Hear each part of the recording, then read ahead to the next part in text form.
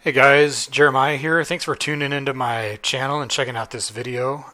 This is the first production video that I'm putting together for my animated short, Irresistible Grace. And essentially what I'm doing today is working on I guess you'd call it a bumper or a kind of like a identification, station identification or something like that I'm going to be using as a pre-roll for all my videos that I'm going to be doing on the channel. The idea for this shot is that the camera starts off on a bonfire, focused on the logs, and then it begins to pan up to the top of the fire, and then the text kind of fades in at the top of the fire and the smoke. And then the text completely fades in, and there will be kind of like a solar flare across the bottom of the text, and then that'll be about it. So what I'm working on right now is making a bunch of logs and branches to put in the bonfire. Ultimately, it sounds like a pretty simple shot, but I think it's going to be somewhat complicated. You can see here I'm making a bunch of unique branches, kind of going in and modifying them. I'm going to need to put like a coal texture on them. Then it's going to need to be lit properly. Then I'm going to have to do some fire and some smoke effects. A lot of this is pretty new territory for me, so I'm pretty excited. I'm an architectural visualization artist by trade, so I've been doing essentially architectural environments for a very long time. But I've always wanted to do an animated short, so this is what I'm doing to get started. I've got the script written for the short, and I've got copyright on it, and it's been through a couple rewrites. I'll probably give it another pass or two to make sure that I'm happy with the story. But as I'm going through and just kind of modeling these branches here, I'll give you a little bit of a rundown, I guess, about the project itself. It takes place in medieval times, in the Middle Ages, in a small town. They've got a cathedral and a castle and walls and kind of that typical stuff. The style is going to be it's going to be an animated style. I got to really kind of work out the style and figure out exactly what I want. But that's going to be part of the process that you'll get to see here as I work through all that. So today what I'm working on, like I already said, is these branches and logs. I'm kind of just going in and scaling the verts to get everything looking unique. Coming in and cutting in some geometry to add some forks in the branches. Trying to keep everything relatively low poly, not video game low poly, but not so high poly that it bogs down the software. Once I have everything built, I'm going to have a lot of houses, a cathedral. I'll have characters. I'll have a fountain in the middle of the town. I'll have a castle and probably some rocks and grass and other things in the city, in the layout of the town. So, I want things to look good and have a good profile to them. I don't want them to get too poly heavy. So I'm kind of experimenting right now with this first little mini project, doing this bonfire shot. So at this point I've got quite a few branches built here. They've all got some pretty good variation. Coming in at this point, I realized that the bottom on the branches is all the same. So I came in, just kind of pushed the verts around a little bit to get those with some variation to them. Pardon the video kind of glitching a little bit here. This is, like I said, this is the first video that I've done, so I'm still kind of experimenting with the layout and the format of how to do these videos. Right now I've just got it playing back at 5 times the speed, and VLC player, but I getting some kind of glitches and some compression stuff happening. So maybe this isn't the best way. I'll have to mess around with that a little bit.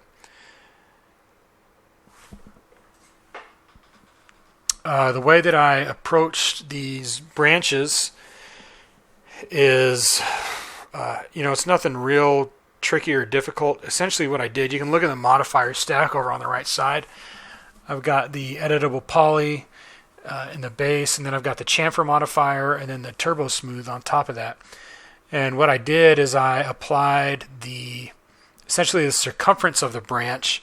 I put in smoothing group 1, and then the end caps I put in smoothing group 2, and then that chamfer modifier applies the chamfer based on smoothing groups. So whenever I have a transition between smoothing groups, it applies a chamfer. So I'm able to just keep that in the stack, modify the geometry as I'm working, and then when I go back out, it applies the chamfer wherever I need it. So it comes in very handy. I think they put the chamfer modifier in 2014, I think is when they included it. I don't remember exactly. It's been in there a couple years now, but in all honesty, I just learned how to use it a couple weeks ago. So it's coming in pretty handy at this point. And it also is helpful. You have to go in and put in those edge loops for your chamfers and your turbo smooths. So I think I ended up making 15 unique pieces here. I think I'm getting towards the end of the modeling chunk. What I end up doing then is taking this out into a program called UV Layout. It is a super useful plug-in for going in. You can break out your UV map islands and get those created pretty quickly.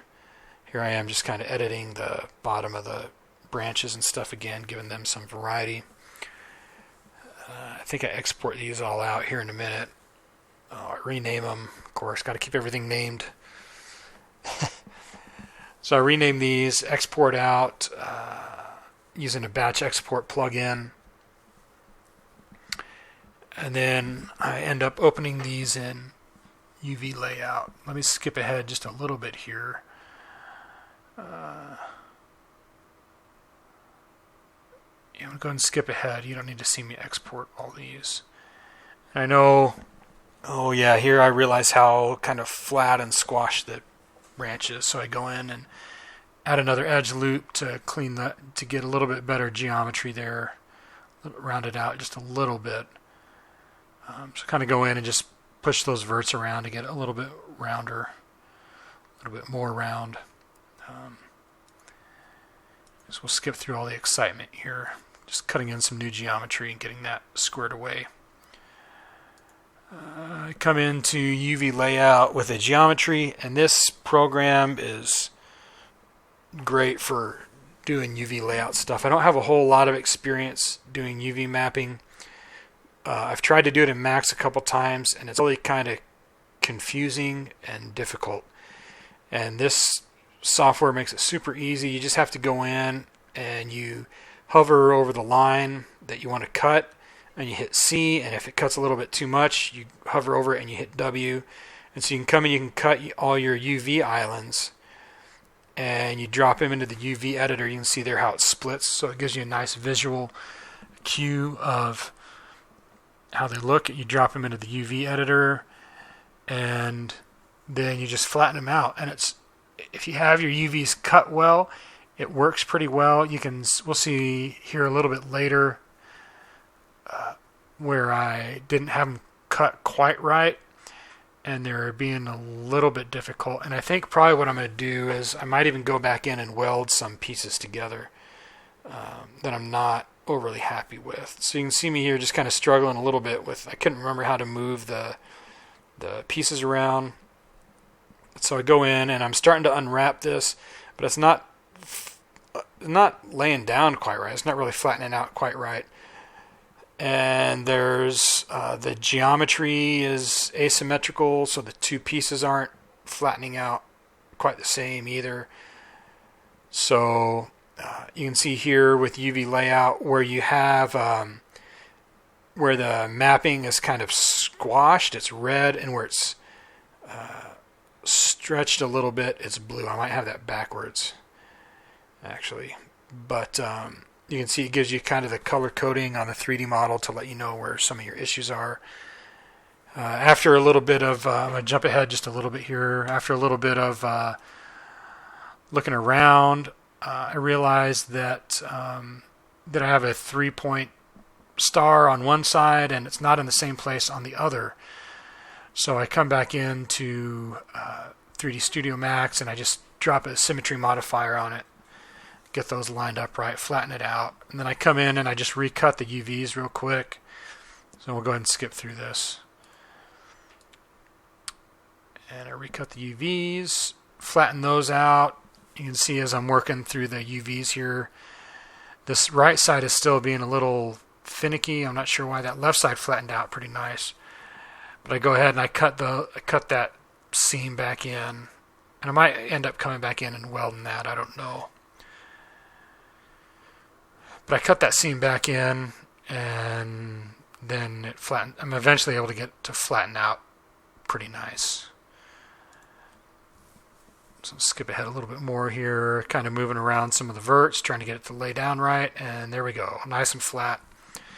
So this was, I've messed around with UV layout a little bit, but this is going to be UVW mapping. All this modeling and the geometry is going to be kind of a new thing for me, and I'm sure it's going to be somewhat tedious.